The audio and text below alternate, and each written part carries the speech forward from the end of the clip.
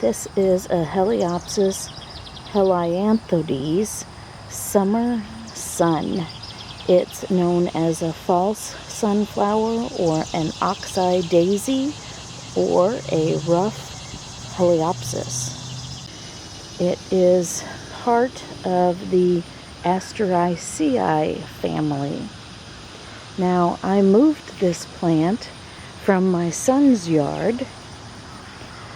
He was moving, and I had been maintaining all his flower beds, and the flower beds were there when he moved in. And I liked this plant, so I decided to take it before he sold the house and move it here. So sometimes we call this a germ plant because we can't ever remember the name of the plant. When I first tried to identify the plant, I asked on social media groups and nobody knew what it was, and I had to contact the Missouri Botanical Garden, and they are the ones that told me what it was. There seems to be a beetle on this one. There was one in the backyard too on the other variety. And there's another one. I'm going to have to identify these. I don't like that they have beetles. But this is the same plant as the other one I have in my backyard, only I learned that this is a double variety. He doesn't even seem to care that I'm playing with this petal. This is a semi-double variety, and so that caused me to learn about single, double, and semi-double flowers.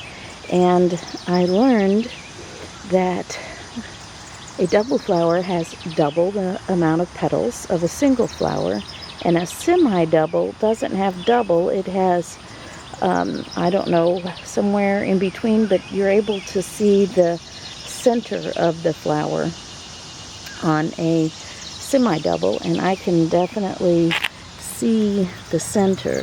Now, I don't know if I could count the amount of petals on here. It seems kind of impossible. It seems like more. There's 13 on the other one, and there seems to be way more than 13 and a half on this.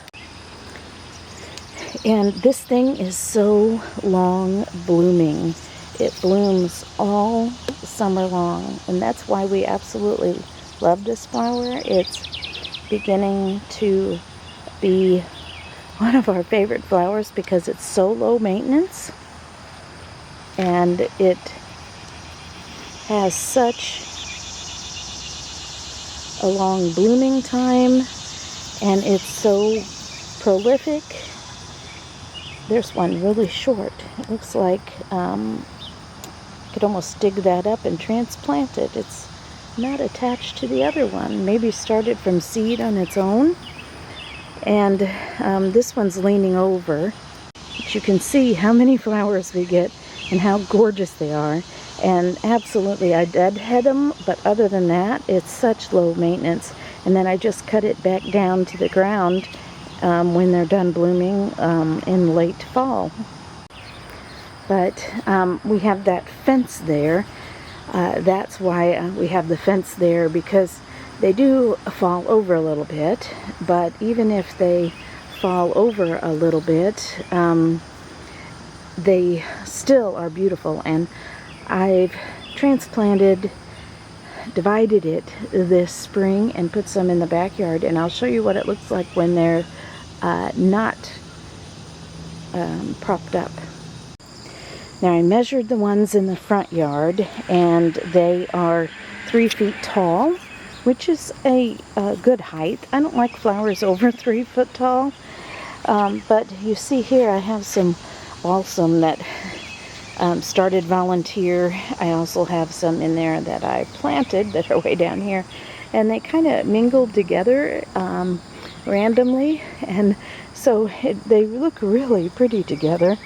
But this is what it looks like when it falls over. And as you see here, this one has created a horizontal line, and now the next flowers are going to be coming straight up and they're going to be blooming from the ground, so it's going to look more like a flat ground cover kind of flower. And I like it both ways, staked up and like this.